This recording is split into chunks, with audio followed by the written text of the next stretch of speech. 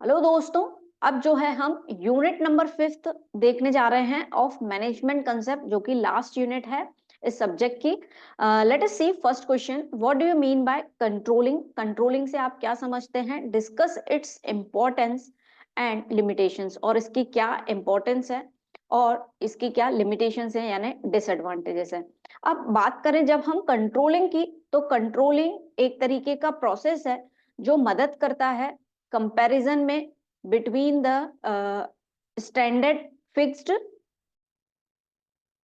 And actual performance, है ना। जो एक्चुअल परफॉर्मेंस हुई है और जो स्टैंडर्ड फिक्स किया गया था उसको कंपेयर करना, और उसके बीच का जो डिफरेंस है उसको फाइंड करना कि स्टैंडर्ड और एक्चुअल में यदि कोई डिफरेंसेस आए हैं तो उनको ढूंढना, और डिफरेंसेस जानने के बाद उसके रीजंस को कि डिफरेंस जो है एक्चुअल परफॉर्मेंस और जो हमने स्टैंडर्ड फिक्स किया था या जो हमने प्लान्ड एक्शंस ली थी, प्लान आउट किया था, उसके पीछे क्या रीजंस हैं उन डिफरेंसेस के।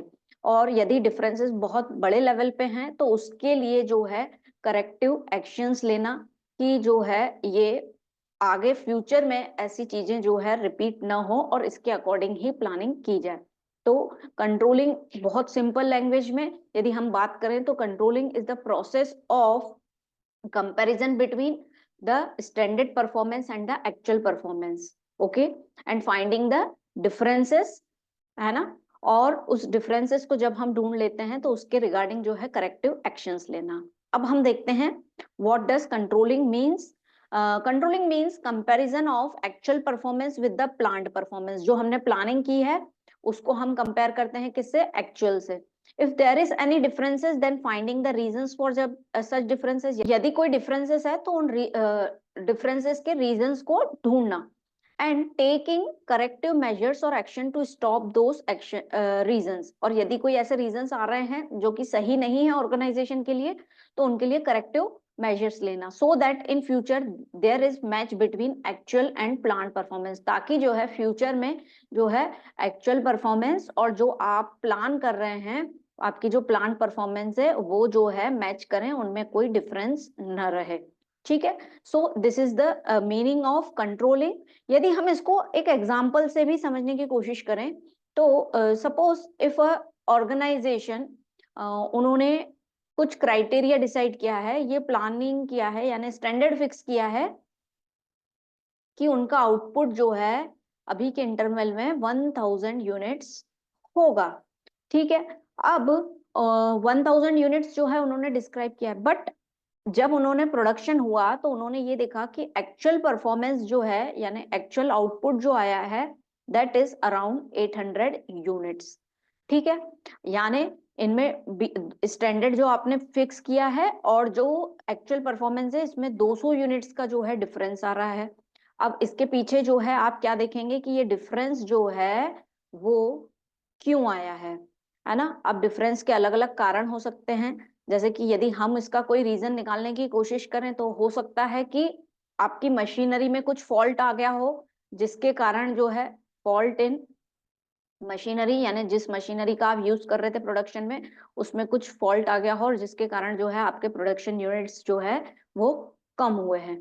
या फिर ऐसा भी हो सकता है कि जो वर्कर्स काम कर रहे थे, वहां पे लेबर्स काम कर रहे थे या वहां के एम्प्लॉयज थे, उनकी इनएफिशिएंसी के कारण जो है आपका प्रोडक्शन जो है वो कम हुआ है। इनएफिशिएंसी ऑफ वर्कर्स भी हो सकता है एक रीजन कि जो है आपका प्रोडक्शन जो है कम हुआ है। ये हमने दो रीजंस निकाले, ऐसे बहुत सारे रीजंस हो सकते हैं। अब यदि आपको लगता है कि ये रीजन है तो आप करेक्टिव मेजर्स लेंगे कि यदि फॉल्ट है आपकी मशीनरी में और जिसके कारण जो है आपका प्रोडक्शन इम्पैक्ट हुआ है और प्रोडक्शन कम हुआ है, तो आप क्या करेंगे? मशीनरी की फॉल्ट का करेक्टिव मेजर क्या हो सकता है? आप मेंटेनेंस डिपार्टमेंट को बोलेंगे उसको कि प्रॉपर उसको मॉनिटर करें, उसकी प्रॉपर सर्विसिंग करें और उसको चेकआउट करें। ठीक है। और हमेशा प्रोडक्शन के पहले आप एक उसूल बना लेंगे कि प्रोडक्शन स्टार्ट होने से पहले मशीनरी को जो है एक प्रॉपर मॉनिटरिंग दी जाए। वहीं इनएफिशिएंसी ऑफ वर्कर आपको लगी यदि कि इस कारण से आपका प्रोडक्शन जो है कम हुआ है, तो आप क्या करेंगे? वर्कर्स को क्या करेंगे? उनको ट्रेनिंग पे भेज सकते हैं, है ना, ताकि जो है उनका इम्प्रूवमेंट हो और फ्यूचर में जो है इस तरीके की इनएफिशिएंसी का कारण जो है नहीं आए। तो इसी का मतलब होता है कंट्रोलिंग, जिसमें हमने स्टैंडर्ड जो फिक्स किया था और जो एक्चुअल, उसके पीछे का रीजन जाना, डिफरेंस आया है उसके पीछे का रीजन जाना, और रीजन जानने के बाद उसके क्या करेक्टिव मेजर्स हो सकते हैं उनको देखना। ये हमने देखा कंट्रोलिंग किस तरीके से हमारी मदद करता है in the evaluation of the performance. अब जो है हम आगे बढ़ते हैं और देखते हैं कि इस कंट्रोलिंग जो है इतना इम्पोर्टेंट क्यों है, या इतना मेजर रोल क्यों प्ले करता है इन द मैनेजमेंट फील्ड। तो इम्पोर्टेंस ऑफ कंट्रोलिंग की यदि हम बात करें तो सबसे पहले helps in achieving the organisational goals. Controlling हमें मदद करता है कि हम ऑर्गेनाइजेशनल गोल्स को जो है अचीव कर सकें, क्योंकि यहाँ पे जो है हम स्टैंडर्ड फिक्स करते हैं, यानी एक फिक्सेशन हो जाता है कि ये जो चीज है हमें अटेंड करनी है with in this time framework, है ना, सब कुछ फिक्स रहता है। और उसमें जो है हम कोशिश करते हैं कि उसको जो है हम टाइमिंगली जो है फिनिश करें, तो ये हमें मदद करता है ऑर्गेनाइजेशनल गोल्स को अचीव करने में। Then judging the accuracy of standards. Controlling हमें मदद करता है कि हमने जो स्टैंडर्ड फिक्स किए हैं उसको जो है समय समय पर रिवाइज करते रहें, यदि हमें ऐसा लगता है कि दे आर इनअप्रोप्रिएट या हम इससे कुछ और बेहतर कर सकते हैं, तो उसको जो है उसकी एक्यूरेसी को मेजर करते रहना। यदि वहां कुछ लगता है कि यार एक्यूरेट स्टैंडर्ड हमने फिक्स नहीं किया है, तो उसमें जो है समय समय पर उसको चेंज करते रहना, यानी रिवाइज करते रहना। ठीक है। Then making efficient use of resources. Controlling हमें मदद करता है कि हम रिसोर्सेज का बहुत अच्छे से इस्तेमाल कर सकें।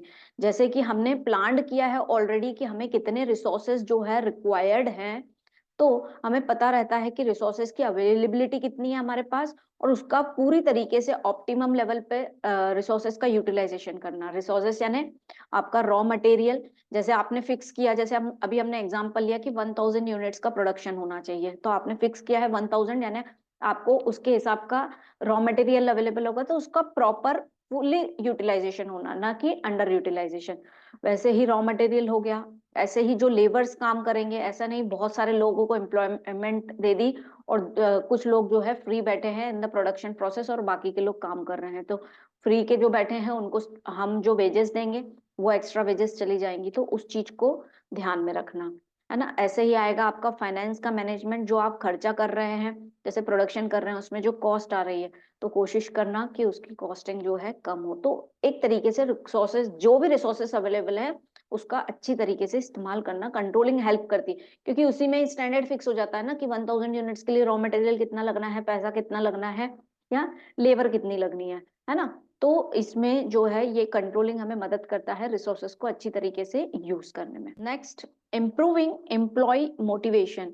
इसका मतलब ये है कि एम्प्लॉय का मोटिवेशन बनाए रखने में जो है कंपनी कंट्रोलिंग हमें मदद करता है। दैट मीन्स ये किस तरीके से हमारी मदद करेगा, दैट इज कि कम्युनिकेट करना अपने एम्प्लॉयज से, communication to the employees regarding the जो आपने स्टैंडर्ड फिक्स किया है उसके बारे में जो है एम्प्लॉयज को या अपने सबॉर्डिनेट्स को बताना, ताकि जो है वो उसके अकॉर्डिंगली काम कर पाए और एम्प्लॉयज को ये फीलिंग आए कि यार we are also the essential part of the organisation, हमसे भी जो है इम्पोर्टेंट डिस्कशंस किए जा रहे हैं, बातचीत की जा रही है, तो वो अपने आप को जो है ऑर्गेनाइजेशन का एक हिस्सा मान के जब वो काम करेंगे तो उनका मोटिवेशन बना रहेगा कि हम अपना बेस्ट दें।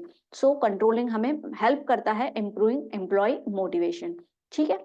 Then ensure order and discipline. ये इंश्योर करना कि प्रॉपर मेंटेनेंस जो है ऑर्गेनाइजेशन में हो रहा है कि नहीं हो रहा है, कहीं किसी तरीके की डिसऑनेस्टी या फिर कोई फ्रॉड तो नहीं हो रहा है, ये जो है कंट्रोलिंग हमें मदद करता है चेक करने में। ठीक है। It helps in minimising the errors. जैसे कि स्टैंडर्ड फिक्स हो जाते हैं तो हमें पता रहता है कि हमें क्या काम करना है, तो जब एक्चुअल परफॉर्मेंस होती है उस बीच में इस चीज को मॉनिटर करते रहना कि कहीं कुछ गलती तो नहीं हो रही है, कोई एरर तो नहीं आ रहा है, ये हमें मदद करता है। Then helps in delegation. Delegation यानी अथॉरिटी को या सॉरी रेस्पॉन्सिबिलिटी को जो है सबॉर्डिनेट्स को देना, तो ये हमें मदद करता है, क्योंकि सब स्टैंडर्ड्स फिक्स हैं यानी पता है कि किसकी क्या रेस्पॉन्सिबिलिटी है, तो ये कंट्रोलिंग हमें हेल्प करता है कि हम प्रॉपर डेलीगेशन ऑफ अथॉरिटी कर पाते हैं from top to lower level of management. ठीक है। Then helps in execution. ये हमारी मदद करता है कि जो भी हमने प्लान बनाया है उसको हम एक्शन में प्रॉपरली ला पाए, क्योंकि हमारे पास जब स्टैंडर्ड फिक्स है तो स्टैंडर्ड हर चीज के फिक्स है ना, कि आपका आउटपुट कितना होना चाहिए, प्रोडक्शन से रिलेटेड जो है आपका स्टैंडर्ड हो सकता है, कॉस्ट से रिलेटेड स्टैंडर्ड हो सकता है कि कॉस्टिंग जो है हमें कम करना है, या फिर हो सकता है कि आपने स्टैंडर्ड फिक्स किया कि आपका प्रॉफिट परसेंटेज जो है आपको बढ़ाना है विथ 5%, विथ 10%। तो स्टैंडर्ड फिक्स है तो उसके अकॉर्डिंगली काम होगा, एक्शंस होंगी, तो एक्सिक्यूशन में ये हमारी मदद करता है। नहीं तो डायरेक्टली बिना सोचे समझे यदि हम कोई काम करने लग जाएं तो काम कहीं ना कहीं हमें बीच में फिर प्रॉब्लम देने लगता है। So controlling helps in all this. ठीक है, अब जो है इसकी कुछ लिमिटेशंस हैं उसको हम देखते हैं। लिमिटेशंस ऑफ कंट्रोलिंग, वैसे तो कोई भी फंक्शन जो है एज सच बुरा नहीं होता है, लेकिन हर चीज में जो है खूबियां भी रहती हैं तो खामियां भी, तो कुछ एक लिमिटेशंस हैं कंट्रोलिंग की जिसको हमें डिस्कस करना है। प्रॉब्लम इन डिटरमाइनिंग स्टैंडर्ड्स, कभी कभी प्रॉब्लम आ जाती है कि स्टैंडर्ड्स को कैसे फिक्स करें। ठीक है, क्वांटिटी के स्टैंडर्ड्स तो आप फिक्स कर लेंगे है ना, कि क्वांटिटेटिव लेवल पे इतना प्रोडक्शन करना है या प्रॉफिट को इतने % से बढ़ाना है, लेकिन क्वालिटी वाली चीजों के कैसे आप स्टैंडर्ड फिक्स करेंगे, ये दिक्कत आ जाती है। अब कस्टमर के रिएक्शन को आप कैसे स्टैंडर्ड फिक्स करेंगे कि कस्टमर का रिएक्शन ये आया है तो उसको आप क्या मान लोगे, नहीं मान सकते। एम्प्लॉय सेटिस्फाई है कि नहीं है, उसका रिएक्शन कैसे हमें समझ में आएगा। तो ये इस तरीके के जो क्वालिटेटिव स्टैंडर्ड्स हैं उसको समझने में, फिक्स करने में जो है प्रॉब्लम आती है। Then difficulty in fixing responsibility, कभी कभी ये दिक्कत आ जाती है कि हम ये समझ नहीं पाते हैं कि किसको क्या रिस्पॉन्सिबिलिटी देनी है ना। जैसे कि बहुत सारे मैनेजमेंट बाय एक्सेप्शन रूल है या क्या, तो उस समय ये भी हो जाता है कि कभी कभी जो हमने रिस्पॉन्सिबिलिटी दी है वो मिसमैच हो जाती है और इसके कारण जो है overall performance of the business या ऑर्गेनाइजेशन में प्रॉब्लम हो जाती है।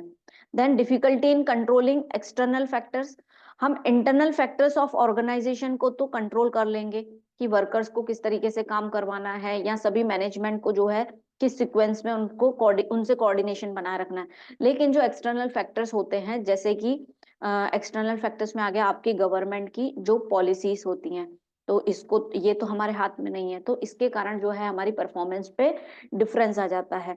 जैसे गवर्नमेंट पॉलिसी में आ जाएगा आपकी बजट की जो पॉलिसीज आती है, जैसे हम कहते हैं फिस्कल पॉलिसी, है ना, ऐसे ही आरबीआई की पॉलिसी आती है मॉनेटरी पॉलिसी, जिसके कारण जो है सप्लाई ऑफ मनी का डिफरेंस आ जाता है मार्केट में। तो इन चीजों को कंट्रोल नहीं कर सकते हैं, इसलिए कंट्रोलिंग में कभी कभी दिक्कतें आ जाती हैं। कंट्रोलिंग एक एक्सपेंसिव प्रोसेस है क्योंकि आप स्टैंडर्ड फिक्स करते हो कहीं ना कहीं, तो आप डाटा कलेक्ट करोगे और उस चीजों को अनुमानित करके चीजों को बुलाते हैं और उसका प्रिपरेशन करते हैं, तो it is an expensive process. ठीक है, महंगा है। देन कम्स रेजिस्टेंस, रेजिस्टेंस का मतलब होता है विरोधात्मक, दैट मीन्स कभी कभी कंट्रोलिंग जो है बहुत ज्यादा हार्मफुल भी हो जाती है, क्योंकि एम्प्लॉयज को ऐसा लगता है कि हमें जो है हमेशा एक लिमिट्स में बांधा जा रहा है कि हमारे अकॉर्डिंग काम करो, इस तरीके से काम करो, उनको रोक टोक जो है वो अच्छी नहीं लगती है। तो ये जो है एक प्रॉब्लम हो जाती है इन द कंट्रोलिंग प्रोसेस। ठीक है, तो दोस्तों यहाँ पे हमने देखा कि कंट्रोलिंग क्या होती है। जब हम स्टैंडर्ड और एक्चुअल को मेजर करते हैं और उसमें कंपैरिजन करते हैं तो हमें डिफरेंसेस पता पड़ते हैं और उन डिफरेंसेस के बेसिस पे हम रीजंस जानते हैं उन डिफरेंसेस के, और उसी के बिहाफ पे जो है हम करेक्टिव मेजर्स लेते हैं या एक्शंस लेते हैं उसको कंट्रोल करने के लिए। ठीक है, फिर हमने देखा इंपॉर्टेंस ऑफ कंट्रोलिंग, और देन हमने कंट्रोलिंग की कुछ बुराइयां करी जो कि प्रॉब्लम होती है इन द कंट्रोलिंग प्रोसेस की, ये बहुत महंगा होता है, कभी कभी रेजिस्टेंस हो जाता है और हम इसमें स्टैंडर्ड फिक्स करने में इश्यूज आते हैं, स्पेशली द क्वालिटेटिव परफॉर्मेंस को हम एवेल्युएट नहीं कर पाते हैं। ठीक है, अब आते हैं हम हमारे नेक्स्ट क्वेश्चन की तरफ। Explain the process of controlling, controlling का क्या प्रोसेस है। अब इस क्वेश्चन को जो है स्टेप्स के नाम से भी पूछा जाता है, दैट मीन्स कंट्रोलिंग की क्या स्टेप्स हैं।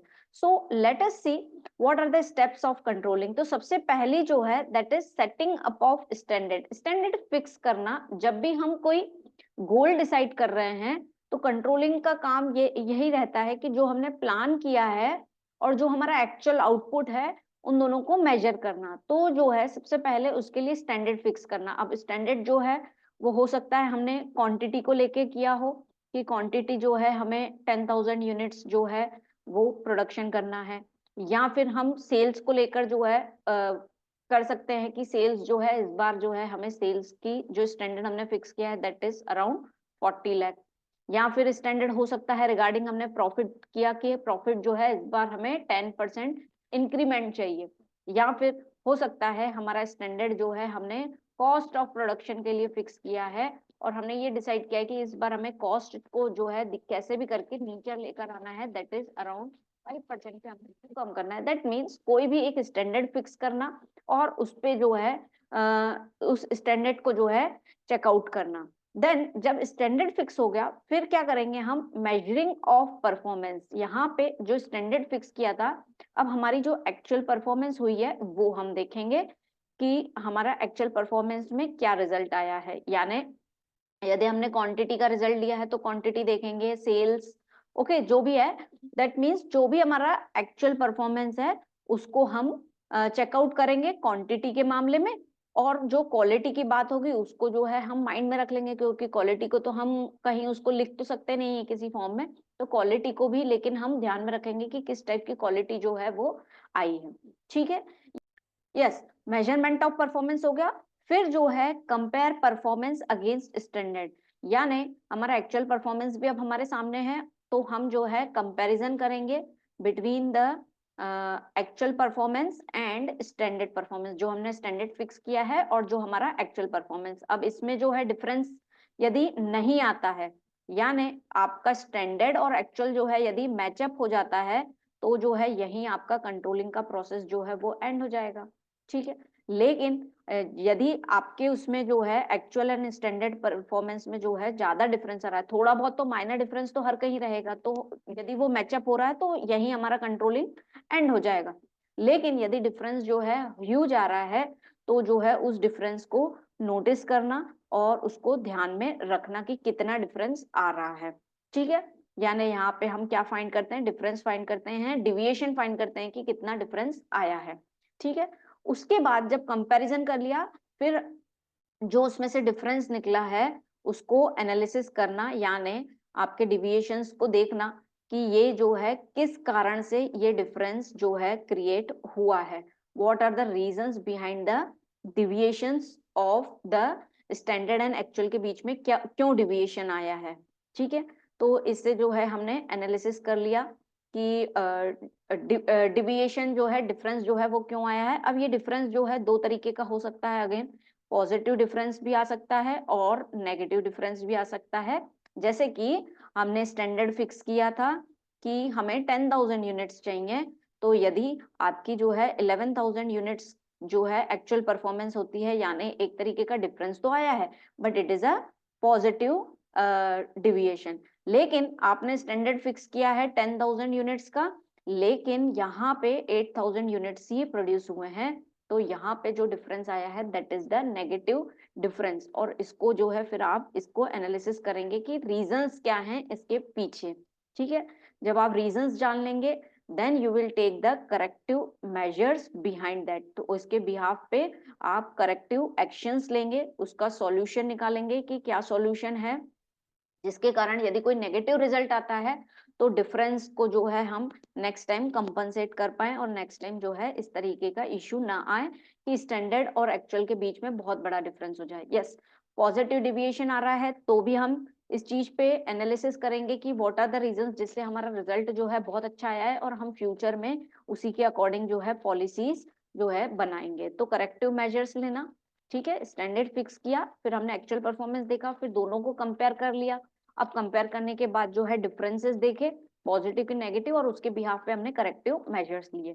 उसके बाद जो होती है that is the last step, feedback in the controlling. Corrective measures लेना लास्ट स्टेप नहीं होती कि हमने मेजर्स ले लिए खत्म, वहां पे जो है आपको क्या करना रहता है, एक फीडबैक रिपोर्ट जो है वो रेडी करना रहता है, जिसमें जो है आप ये बताते हैं कि जो है डिफरेंसेस कितने आए हैं, क्या क्या डिफरेंसेस हैं पहले तो वो, और कितनी क्वांटिटी में आए हैं, या प्राइस में डिफरेंस आया है, या जो भी है उसके बिहाफ पे आप रिपोर्ट रेडी करते हैं और उसको जो है आप सबमिट करते हैं to the upper level of the management कि ये हमने कंट्रोलिंग की प्रोसेस लगाई थी और उसमें हमने ये डिविएशन देखा और ये मेजर लिया है हमने, करेक्टिव एक्शंस लिए हैं, जिससे हमारा ये रिजल्ट आ रहा है। दैट मीन्स आपको उस पर फीडबैक भी देना पड़ेगा टू द मैनेजर एक्टिविटी जो कंट्रोलिंग को परफॉर्म कर रहा है।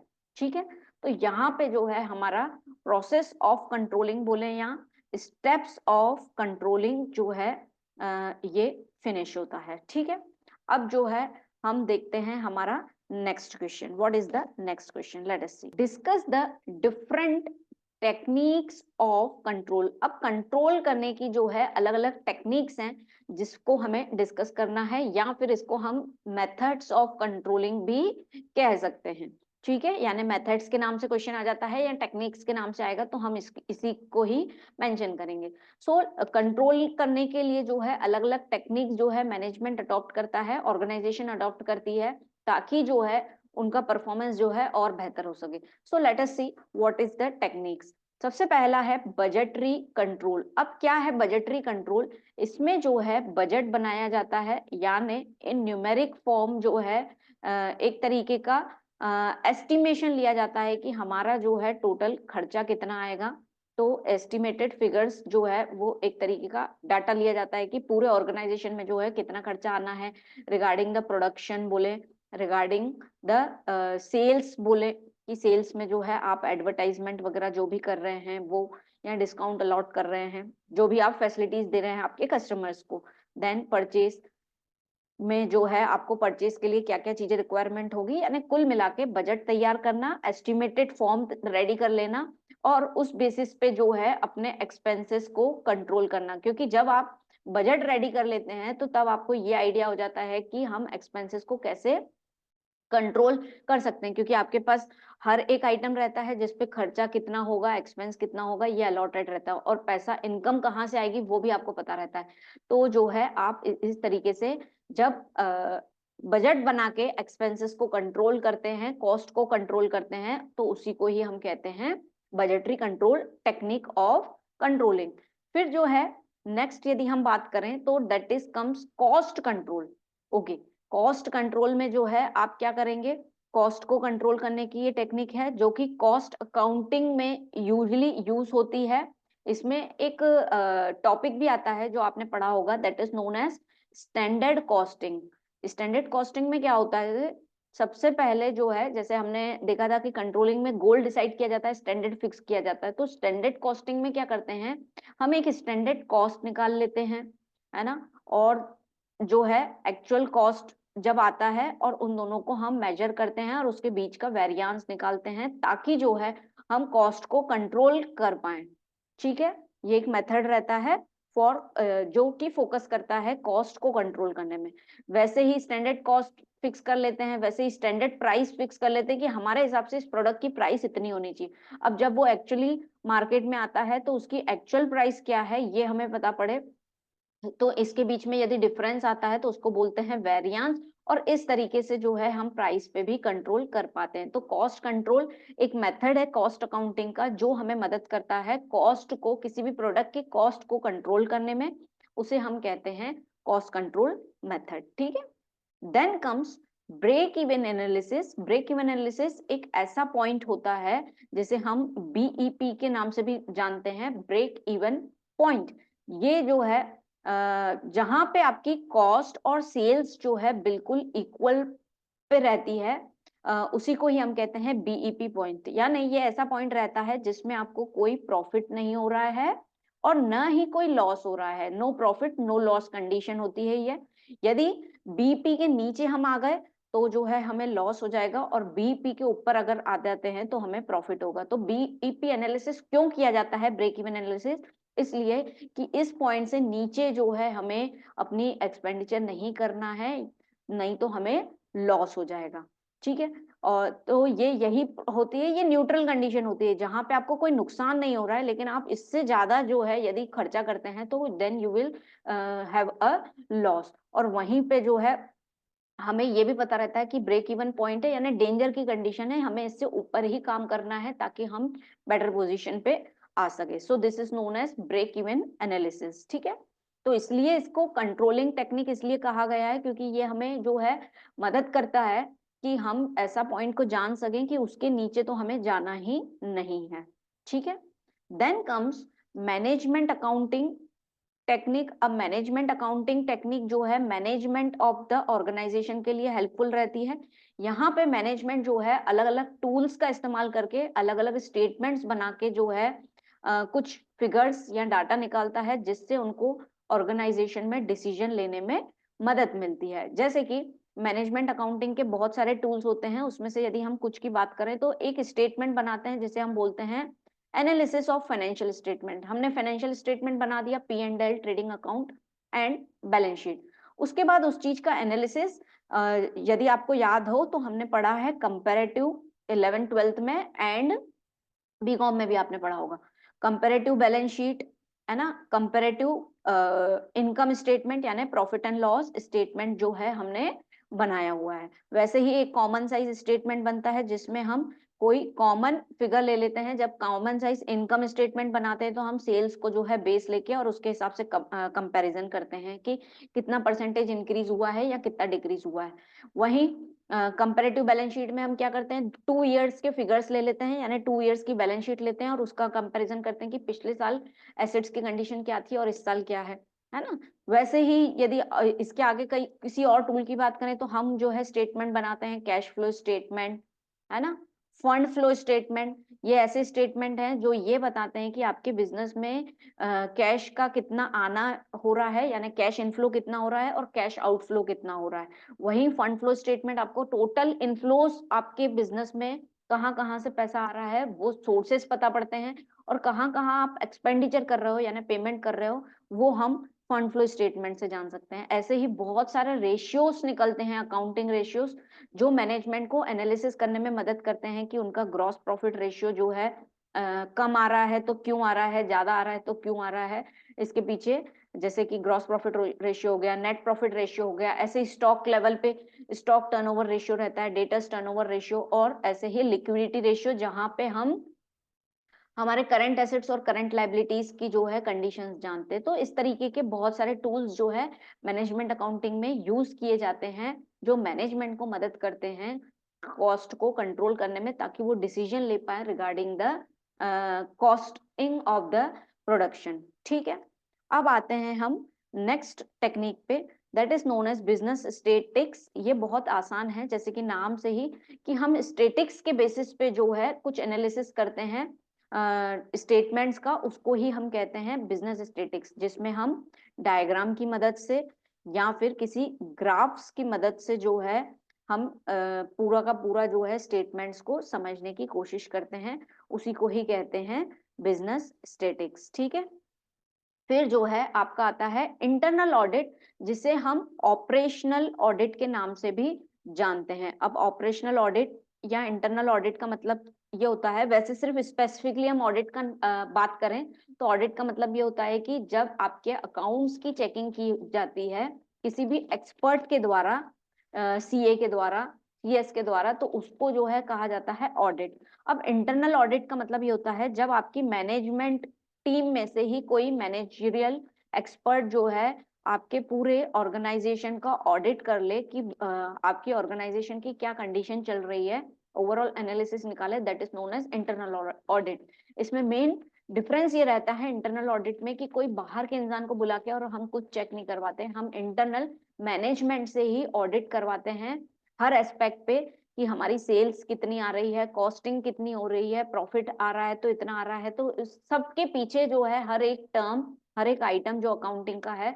उसके ऊपर वो एनालिसिस करता है और एक ऑडिटिंग रिपोर्ट जो है वो जनरेट करता है। एक तरीके से हमारी अकाउंट्स को चेक करता है मैनेजरियल टीम, उसी को ही हम इंटरनल ऑडिट कहते हैं। और इसका दूसरा नाम जो है ऑपरेशनल ऑडिट, यानी बिजनेस के पूरे ऑपरेशंस को चेक करना कि ये सही चल रहे हैं कि नहीं चल रहे हैं। ठीक है, that is known as internal audit.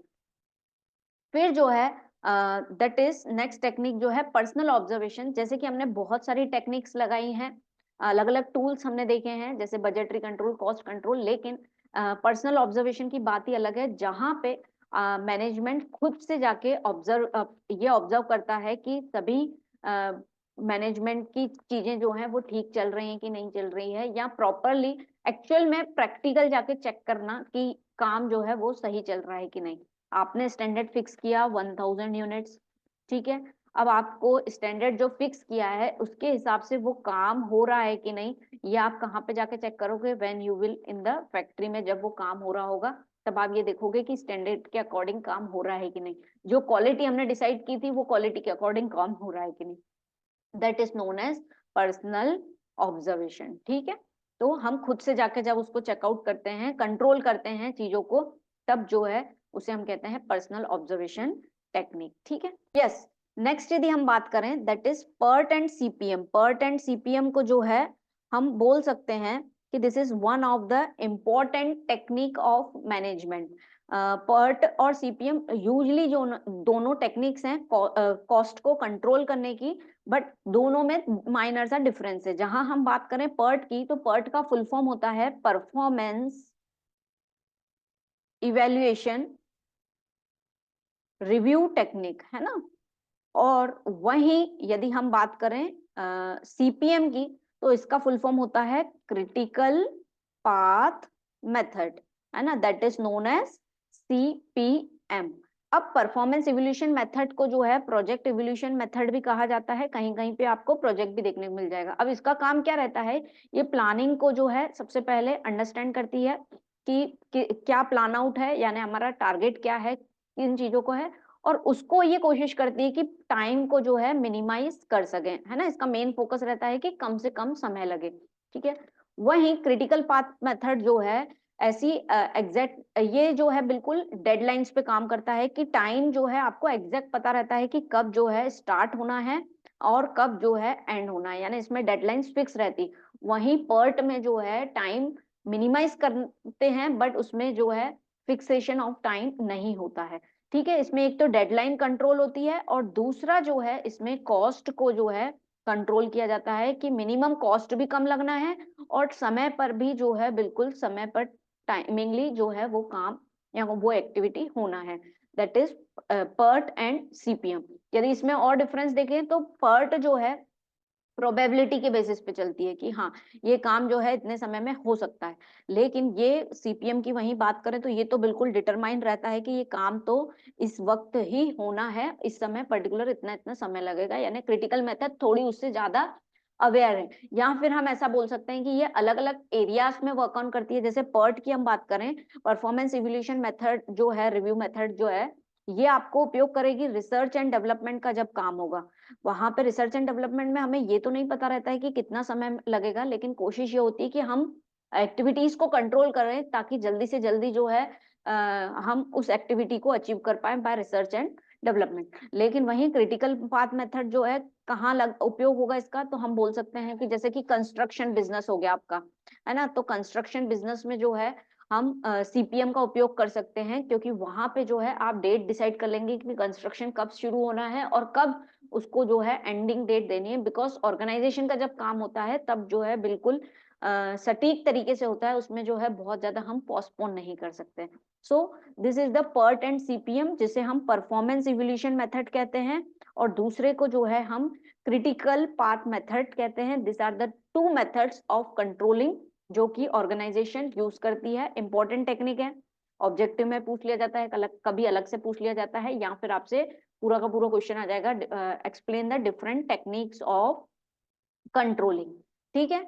तो हमने देखा budgetary control by weighing numeric form में, जब हम बजट तैयार कर लेते हैं पहले से ही एस्टिमेट कर लेते हैं कि कितना एक्सपेंडिचर होना है, उसको हम एक तरीके से कंट्रोल कर सकते हैं, that is budgetary control. Then cost को कंट्रोल करके जो कॉस्ट अकाउंटिंग मेथड लगाते हैं, स्टैंडर्ड फिक्स कर लेते हैं कॉस्ट का, प्राइस का, है ना। या उसमें मिक्स वेरिएंस, अलग अलग वेरिएंस होते हैं, उनको हम ढूंढते हैं। फिर break even analysis is the point where there is no profit no loss condition, जहां पे कॉस्ट एंड सेल्स जो है इक्वल होती है। फिर मैनेजमेंट अकाउंटिंग टूल्स उपयोग करती है, अलग अलग स्टेटमेंट्स बनाती है जो मैनेजमेंट को मदद करता है डिसीजन लेने में और एक्टिविटीज को कंट्रोल करने में। फिर बिजनेस स्टैटिक्स जो डायग्राम्स एंड ग्राफ्स के बेसिस में कुछ रिप्रेजेंटेशन होता है, तो हम उसको बोलते हैं business statistics. Then come internal audit जो कि मैनेजमेंट के द्वारा किया जाता है, ठीक है। और पर्सनल ऑब्जर्वेशन, जब आप खुद से ऑब्जर्व करके जो है एक्टिविटीज को कंट्रोल करते हैं, उसी को ही हम कहते हैं personal observation. Then comes PERT and CPM, ठीक है। हम बोल सकते हैं पर्ट जो है हमारा इवेंट बेसिस पे चलता है, लेकिन वहीं सीपीएम जो है एग्जैक्ट टाइम बेसिस पे चलता है। So this is the different techniques और मेथड्स ऑफ कंट्रोलिंग। अब देखते हैं हम next question. Is management a profession or not? Give your reasons in favour and against. अब मैनेजमेंट प्रोफेशन है कि नहीं, उस पर हमें बात करनी है। तो मैनेजमेंट, जैसे कि हमने यूनिट नंबर 1 में देखा था कि मैनेज उसके फीचर्स में कि मैनेजमेंट जो है प्रोफेशन है, क्योंकि जो है एक तरीके की प्रोफेशनल की फीलिंग आती है जब मैनेजर को भी हम देखते हैं। तो यहाँ पे हमें ये बताना है कि मैनेजमेंट प्रोफेशन है कि नहीं है। तो हमें इसके फेवर के पॉइंट्स भी बताना है, इसके अगेंस्ट के पॉइंट्स भी बताना है। ठीक है, तो देखते हैं। मैनेजमेंट इज अ प्रोफेशन का मतलब यदि हम देखें यहाँ पे कि क्या होता है, तो प्रोफेशन यूजली जब हम किसी प्रोफेशन के बारे में बात करते हैं तो हमें याद आता है डॉक्टर, है ना, engineer, teacher, lawyer, CA, chartered accountant, CS, company secretary, इस तरीके से। तो ये प्रोफेशनल पर्सन रहते हैं जिनके पास एक डिग्री होल्ड रहती है, और ये अकॉर्डिंग टू इनके इंस्टीट्यूट्स के जो कोड्स एंड कंडक्ट्स रहते हैं उनको फॉलो करते हैं, और इनका मोटिव जो रहता है वो सर्विस मोटिव रहता है। ये हमने समझा कि ये होता है प्रोफेशन। अब मैनेजमेंट को प्रोफेशन क्यों कहा गया है, इसके फेवर की भी यदि हम बात करें, तो management is a profession, let us see, well defined body of knowledge. जैसे प्रोफेशन, यदि आप किसी चीज के प्रोफेशन में हैं, डॉक्टर हैं, इंजीनियर हैं, तो उस पर्टिकुलर चीज का जो है आपके पास नॉलेज सिस्टमेटिक वे में, आपके पास उस वेल डिफाइंड वे में जो है इसका नॉलेज होना चाहिए। तो सिस्टमेटिक नॉलेज प्रोफेशन का। तो मैनेजमेंट को प्रोफेशन इसलिए कहा गया है क्योंकि मैनेजमेंट स्किल्स जो है ऐसे ही नहीं आती, आपके पास उससे रिलेटेड नॉलेज है यदि, तो जो है तो ही आप मैनेजर बन पाते हैं। तो ऑब्वियस सी बात है, इसलिए कहा गया है मैनेजमेंट प्रोफेशन है, क्योंकि आपको मैनेजरियल स्किल्स आती हैं तो ही आप मैनेजमेंट एक्टिविटी में इन्वॉल्व होते हैं या अपॉइंट होते हैं। देन रेस्ट्रिक्टेड एंट्री, हर कोई मैनेजर नहीं बन सकता है। जैसे प्रोफेशन में आपके पास वो पर्टिकुलर डिग्री होल्ड करते हैं तो ही आप जो है वो प्रोफेशन को जो है जस्टिफाई कर सकते हैं या उस प्रोफेशन में एंटर हो सकते हैं। जैसे आप यदि डॉक्टर हैं तो आप एमबीबीएस जो है आपका कंप्लीट है, यानी डिग्री होल्ड है, या कोई दूसरी डॉक्टरल डिग्री होल्ड है, तो जो है आप doctor as a profession choose कर सकते हैं। यदि आप चार्टर्ड अकाउंटेंट है तो आपकी उसको जो है एंट्रेंस एग्जाम और जो भी उसका एग्जामिनेशन पैटर्न है, और आपने जो है सर्टिफिकेट होल्ड किया हो, वो डिग्री होल्ड की हुई हो या सर्टिफिकेट होल्ड किया, तो रेस्ट्रिक्टेड एंट्री है। दैट मीन्स हर कोई जो है उस प्रोफेशन में नहीं जा सकता है अनलेस एंड अनटिल आपने उसके रिगार्डिंग जो है सर्टिफिकेट जनरेट। तो मैनेजमेंट को प्रोफेशन इसलिए ही कहा गया है क्योंकि इसमें भी एंट्रीज जो है रेस्ट्रिक्टेड है कि आपको डिग्री होल्ड करना है, लेकिन कोई लीगली रेस्ट्रिक्शन नहीं है, बिना डिग्री का इंसान भी जो है मैनेजमेंट फील्ड में जा सकता है। बट अब जो है समय चेंज हो रहा है, तो ऐसा ऐसे यूजली किया जाता है बड़ी बड़ी ऑर्गेनाइजेशन में जहां पे एमबीए किया हुआ है पर्सन का, उसको जो है मैनेजरल स्किल्स के लिए अपॉइंट किया जाता है, क्योंकि वहां पे वो बिजनेस की मैनेजमेंट स्किल्स को ही पढ़ता है। तो कंपल्शन नहीं है, बट लीगली ऐसा कोई कंपल्शन नहीं है, बट एमबीए डिग्री जो है अब उसको मान्यता मिलती है। Then presence of professional association, आपका प्रोफेशनल एसोसिएशन का प्रेजेंस होना जरूरी है। जैसे कि प्रोफेशन में जैसे हमने बात की चार्टर्ड अकाउंटेंट्स की, तो इनका जो प्रोफेशनल एसोसिएशन है जिनके ये रूल्स एंड रेगुलेशन फॉलो करते हैं, that is known as ICI, institute chartered accountants of India. वैसे ही जो है medical bar association of India in case of doctors, वैसे ही लॉयर्स के लिए लॉयर बार या लॉयर काउंसिल्स ऑफ इंडिया जो चलते हैं। तो एक प्रोफेशनल एसोसिएशन होना जरूरी है। ठीक है, then existence of ethical codes, इसका मतलब क्या होता है, प्रोफेशन में जो आपका इंस्टीट्यूट है उसके कुछ कोड ऑफ कंडक्ट बनाए गए हैं कि आपको ये चीजें फॉलो करनी है और ये चीजें नहीं फॉलो करनी है इथिकली, है ना। तो जैसे चार्टर्ड अकाउंटेंट्स हैं तो वो आईसीआई के जो रूल्स बने हुए हैं उसको फॉलो करेंगे। तो वैसे ही code of conduct, ethic codes का एग्जिस्टेंस होता है प्रोफेशन में। डॉक्टर्स को रूल्स फॉलो करने पड़ते हैं, वैसे ही लॉयर्स को रूल्स फॉलो करने पड़ते हैं। तो यहाँ पे यदि हम मैनेजमेंट की बात करें तो उनको ऑल मैनेजमेंट इंस्टीट्यूशंस जो बने हुए हैं, बिजनेस स्कूल्स जो बने हुए हैं, उनके एथिकल कोड्स को फॉलो करना पड़ता है। इसलिए जो है मैनेजमेंट को प्रोफेशन कहा गया है। देन सर्विस मोटिव, जैसे कि यदि हम किसी बिजनेस के बारे में बात करें तो बिजनेस का जो है मेन उद्देश्य रहता है प्रॉफिट कमाना। यदि सिर्फ यही उद्देश्य है तो बहुत लंबे समय तक बिजनेस को नहीं कैरी ऑन कर पाएंगे। वहीं तो वहां पे मैनेजमेंट को इसलिए रखा जाता है कि एक जो मोटिव होना चाहिए बिजनेस का या किसी ऑर्गेनाइजेशन का, that should be service render to the society of the organisation, मतलब जिनसे भी हम कनेक्टेड हैं उनको सर्विस रेंडर करना। अब हमारे क्लाइंट्स लंबे समय तक नहीं टिकेंगे यदि आप सिर्फ प्रॉफिट के बारे में सोचेंगे। जब तक आप उनको सर्विस नहीं देंगे तब तक they will not be satisfy. तो ये जो है इन पॉइंट्स के बेसिस पे जो है कहा गया है मैनेजमेंट इज अ प्रोफेशन। लेकिन कुछ जो है इसके अगेंस्ट में है और इसको फेवर नहीं करते हैं और कहते हैं management is not a profession, यानी इसके अगेंस्ट जो है आर्ग्यूमेंट करते हैं, आर्ग्यूमेंट अगेंस्ट प्रोफेशन की मैनेजमेंट जो है प्रोफेशन नहीं है। तो ये क्यों नहीं है इसके बारे में हम देखते हैं। Let us see. Management degree not sufficient. Management की डिग्री होने से कुछ नहीं होता है कि आप मैनेजर बन जाएंगे। जैसे कि हमने बात की थी इसके फेवर में कि आप एमबीए डिग्री यदि होल्ड करते हैं तो आप मैनेजर के लिए जो है क्वालिफाई करते हैं। लेकिन ऐसा मानना है कि यदि आपके पास एमबीए की डिग्री है या कोई मैनेजमेंट स्किल्स की डिग्री है तो जरूरी नहीं है कि आप अच्छे मैनेजर बन सकते हैं, है ना। ऐसा और सही भी है, डिग्री होल्ड करने से हमारी स्किल्स की आइडेंटिफिकेशन हो जरूरी नहीं है। Then business is a matter of luck. उनका कहना है कि बिजनेस जो है एक लक का मैटर है। आपका बिजनेस या तो ग्रो करेगा या डाउन करेगा, इसमें मैनेजमेंट की क्वालिटी की अगर हम बात करें तो एज सच कोई भी बात नहीं है। बिजनेस जो है अपनी लक से चलता है, उसमें मैनेजमेंट स्किल्स की कोई रिक्वायरमेंट नहीं होती है। No specified clients. आपके क्लाइंट्स कोई फिक्स नहीं रहते हैं, हर बार क्लाइंट्स जो हैं चेंजेबल रहेंगे। ऐसा कुछ नहीं है कि आपके सेम टाइप ऑफ क्लाइंट्स आ रहे हैं और आप same degree of skills apply कर रहे हैं, तो कोई स्पेसिफाइड क्लाइंट्स नहीं होते हैं। Management degree is not compulsory. सबसे खास बात प्रोफेशन में जैसे हमने बात की थी कि एमबीए की डिग्री होल्ड करना ठीक है, बट कोई लीगल रेस्ट्रिक्शन नहीं है। तो यहाँ पे जो है आपके पास जब रेस्ट्रिक्शन ही नहीं है तो जो है आप किसी को भी अपॉइंट कर सकते हो, डिग्री यहाँ पे कंपल्शन नहीं है। इसलिए जो है कहा गया है कि इसमें ये प्रोफेशन नहीं है। जैसे इसमें स्पेसिफाइड क्लाइंट, क्या मैनेजमेंट स्किल्स में हर बार आपके क्लाइंट सेम रहते हैं? नहीं। जैसे डॉक्टर्स के पास कौन जाएगा? पेशेंट्स ही जाएंगे, उनको पता है कि हमारे क्लाइंट्स कौन है, पेशेंट्स ही आएंगे। लॉयर के पास उनके क्लाइंट्स जाएंगे रिगार्डिंग द लॉस से रिलेटेड जो उनको इशू होंगे, यानी उनको पता है कि उनके क्लाइंट्स कौन है। लेकिन मैनेजमेंट में कोई स्पेसिफाइड क्लाइंट्स नहीं होते हैं, इसलिए जो है उसको कहा जा रहा है कि ये प्रोफेशन नहीं है।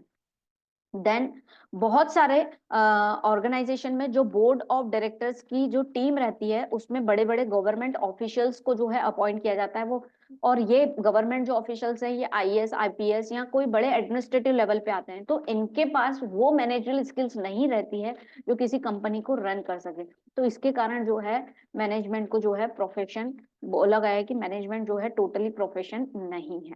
ग्रुप होल्डिंग, यदि हम ग्रुप होल्डिंग की बात करें तो यूजली यदि किसी कंपनी की या बिजनेस की बात करें तो उसमें ग्रुप ऑफ मेंबर्स तो रहते हैं, लेकिन जब हम उसके इंटरनल सोर्स में जाएंगे, ऐसा कहा जाता है मैनेजमेंट से जो है काम होता है और लोग मिलकर काम करते हैं, ग्रुपिंग में करते हैं। लेकिन जब हम देखें कि पर्टिकुलरली कंपनी किसकी है यानी ऑनर कौन है, तो मैक्सिमम जो है हम ये देखेंगे डिसीजन जो है ऑनर के द्वारा लिया जाता है। सिर्फ बोलने के लिए ये ग्रुपिंग एक्टिविटी होती है, लेकिन अल्टीमेट डिसीजन जो है ऑनर के द्वारा लिया जाता है। इसलिए जो है कहा गया है कि मैनेजमेंट जो है प्रोफेशन नहीं है। अब जैसे उन्होंने देखा कि जो प्रोफेशन की क्वालिटी है कि उसमें डिग्री होना चाहिए, तो प्रोफेशन में डिग्री नहीं होती है ना। मैनेजमेंट में डिग्री नहीं जरूरी नहीं है। कोड ऑफ कंडक्ट को आप फॉलो करो नहीं करो ऐसा कोई मेंशन नहीं है ना। वैसे ही सिर्फ डिग्री से ही यदि आपके पास डिग्री है वही स्किल्स आपकी जस्टिफाई करती हैं, ऐसा भी नहीं है। तो इसके कारण जो है बोला गया है कि मैनेजमेंट जो है प्रोफेशन नहीं है।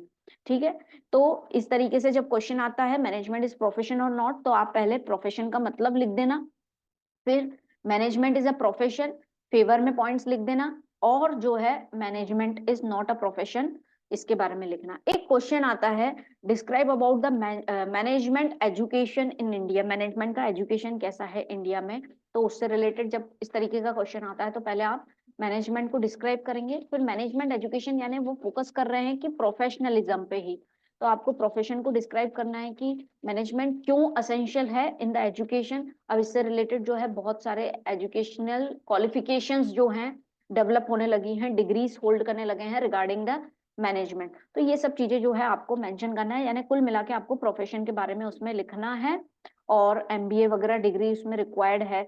आजकल जो बिजनेस स्कूल चल रहे हैं जहाँ पे आपको मैनेजमेंट स्किल्स सिखाई जाती हैं, वो सब चीजें इसमें मेंशन करना है। ठीक है, तो इस तरीके से भी क्वेश्चन आ सकता है और मैनेजमेंट एजुकेशन वे में भी क्वेश्चन आ सकता है। तो दोस्तों यहाँ पे जो है हमारा यूनिट 5 जो है वो कंप्लीट होता है, और इससे जो है हमारा मैनेजमेंट कंसेप्ट के जो है सभी यूनिट्स का रिवीजन जो है हमने कर लिया है। अब जब आपने रिवीजन पूरा कर लिया है यदि, तो एक और सजेशन ये रहेगा कि जब आपने यदि 1 to 5th यूनिट जो है पूरे के पूरे यदि आपने रिवाइज कर लिए हैं, तो एक कॉन्फिडेंस क्रिएट करने के लिए बिफोर द एग्जामिनेशन आप उसका प्रीवियस ईयर पेपर जो है वो सॉल्व कर सकते हैं। प्रीवियस ईयर पेपर जो है आपको डिस्क्रिप्शन में लिंक मिल जाएगी, क्योंकि वो ऑलरेडी अपलोडेड है ना। तो आप वहां से जो है वो पेपर निकाल लीजिए, और उसको जो है जब पांचों यूनिट्स हो जाएं तो उसको आप एक बार रिवाइज कर लिए। चाहे आप ओरली करिए, लिख कर करेंगे तो एक प्रैक्टिस हो जाएगी कि पेपर में किस तरीके से लिख के आना है। ठीक है, नहीं तो आप उसको ओरल ही कर लीजिए कि हाँ आपने जो पढ़ा है वो आपको पूरे के पूरे क्वेश्चंस बन रहे हैं कि नहीं बन रहे हैं। तो इस तरीके से आप आपकी प्रिपरेशन को और अच्छे से बेहतर प्रेजेंटेशन के साथ कर सकते हैं। ठीक है, तो with this, thank you for the session.